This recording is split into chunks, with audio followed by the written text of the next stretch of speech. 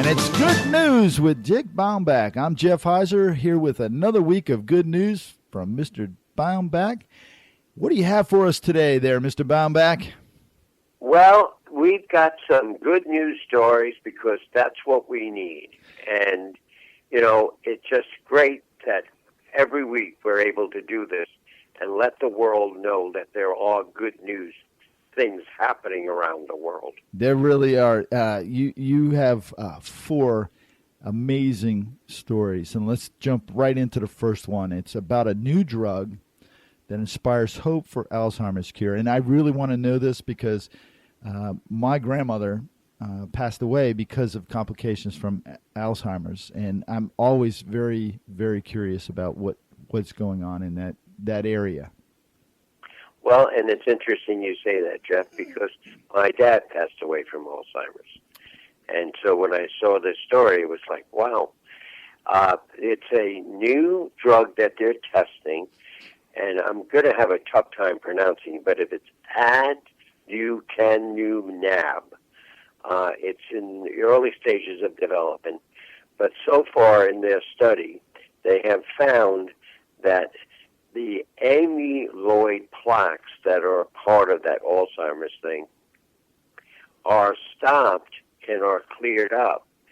And the doctors now, and this is happening in England, are saying if this testing continues the way it has been, it looks like it could really, really change how Alzheimer's affects people. Wow, it's amazing. That is amazing. And, you know, I don't know, if you've ever really researched it, but they say that in the family that there is an Alzheimer's, the siblings or the children have a 1 in 3 chance of also contracting Alzheimer's. It's a frightening thing. Yeah, it is. And that's why, obviously, like you just said, there's history. And in my family, there's history, and it's like, I hope that this drug comes along quickly. These people are saying that, just Dr. David Reynolds, he's from the Alzheimer's Research UK, says that they believe in 2 to 3 years they can significantly reduce memory decline, and that it can be done safely with this drug. They just need to keep testing and testing and testing. Wow. It'd be great if they could come up with a way that was like selective memory decline. That's a good one. There's just some things you just don't want to remember. Oh, gosh. So the next story you have is a couple finally opens mysterious wedding gift from 9 years previous. How can you hold on to a wedding gift for 9 years? Okay, here's what happened to Kathy and Brandon Gunn. They got a wedding gift that it said on the outside of it, it said, "Do not open until first disagreement." Well, they had their share of fights and scuffles over the 9 years, and it was on and off, etc. But it was Kathy's great aunt Allison, who and her husband, who were married almost 50 years, who gave them this gift. So the Guns put it away in a closet, and every once in a while they think about it. And then finally, after 9 years, they said, we're doing okay. We don't have problems. Let's go in and let's just see what's in there. So they decided to open up the gift, and they figured there'd be really nothing inside. Well, what was inside were 2 candles, 2 wrapped wine glasses, and 2 separate notes with 2 $10 bills.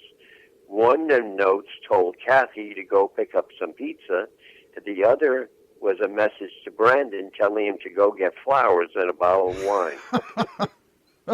That's amazing. I've got to remember that. That's, I was just recently at a party where the person was married. How many years was it, Dick? I think it's 50. That would have been a perfect gift. But and what the Gun said, the gift made them realize that, there have been problems over the years, but they have been able to work through it. And in fact, Kathy wrote an essay and put it on Facebook, and it's gotten hundreds of comments. Wow. Saying, so it's great. A lot of people ask my wife and I how, mostly my wife, how we've stayed married for so long. And, it's just don't ever go to bed angry. That's right. Just don't ever go to bed angry. And then it's the other two words, right? Yes, dear. Yes, dear. That's a conditional thing. You have to learn that. and normally they do a good job at training you in that area, so you don't have to worry about learning it per se. You just get trained. That's absolutely correct. Oh gosh, your next one, and I'm not sure how you say this word. Is it leaf or left? Left. L-Y, left self-driving cars. Yeah, left to have a fully autonomous fleet of self-driving cars by 2021. Which is 5 years from now. Holy smokes! Did you have to remind us that? No, and the co-founder of the company, John, and he's the president, John Zimmer, he says that he has entered into a partnership with General Motors, and that these autonomous vehicles, within 5 years, there'll be a fleet of them across the country. And what will happen is initially the cars will be in cities and will go up to a maximum of 25 miles an hour. Oh, wow. And then they'll increase to 35.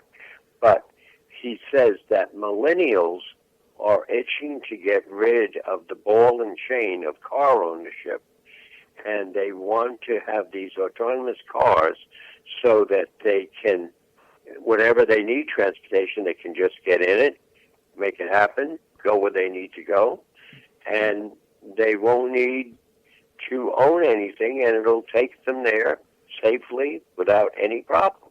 That's amazing. Have you done any research into these type of cars? It's amazing what's going on.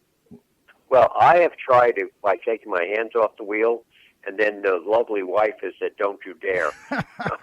Well, we test drove a car that the salesman said, "Okay, go ahead, take your hands off the wheel and remove your foot from the brake, and just let it go." And it stays in the lane, and when it comes up to something, it knows to stop. And so when we did this, I went out and I did a little bit of research, and what I found is that the technology is there. They know how to make a car go by itself and get from point A to point B. The challenge is all of the other vehicles on the road. How do you avoid or stay in sync with them? That's been the challenge. And once they figure that out, like obviously these people have, it's not far down the road where you just get in your car and say, Dairy Queen, please. And the other thing you just said too, what this Mr. Zimmer says is that he says, look at the space around you and how much of the land is devoted to cars. And he said, with this shared autonomous vehicles, that's going to change because you won't need that many cars. Yeah, I can see it happening with the younger people, but I think it would be a challenge for yourself, like people your generation, my generation, of giving up that what we consider to be our freedom. Freedom machine. We just jump in the car and go wherever we want, But I think with the younger people, because they adopt to the technology so quickly, it seems, this is going to be, my grandkids. I can see, my little guys getting in the car and say, yeah, take me to such and such, and not even have to worry about it. Well, in fact, it's funny you said that because a relative of ours who's an engineer, he told me a couple of weeks ago that he believes that in the next 15 to 20 years, that just what you said, that group of people will not even get driver's license. No. I can see it after hearing this and seeing some other things. Why would they? Yeah. They just need to get in, whatever it is. I mean, didn't Uber come out and say that they're going to also have, a set of self-driving cars once they become available? And I'm sure if Uber does it, there's going to be other ones that follow. And sooner than later, they're going to have, all these options where they don't have to have a car. Oh, I know. So that'll be interesting. Yeah, it will be.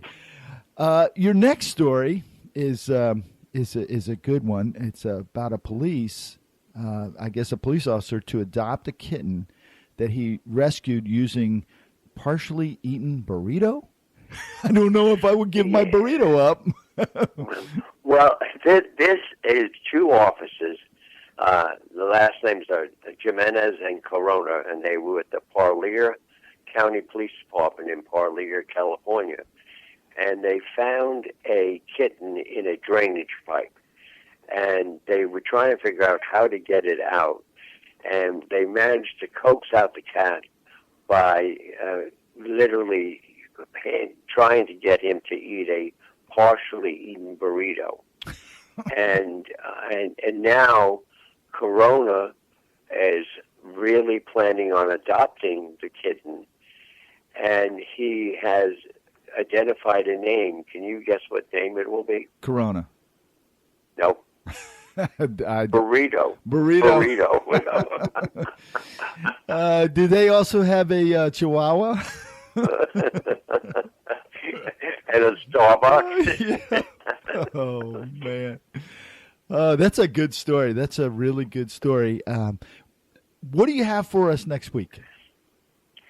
I have one about clothing, and this is interesting, but it's how clothing keeps coming back. But you'll have to wait till next week. Well, don't give it up. Have a great week, and thank you so much for bringing us the good news, Mr. Baumbach. Thank you, sir, and you take care and have a good week. Everybody take care. Have a great week.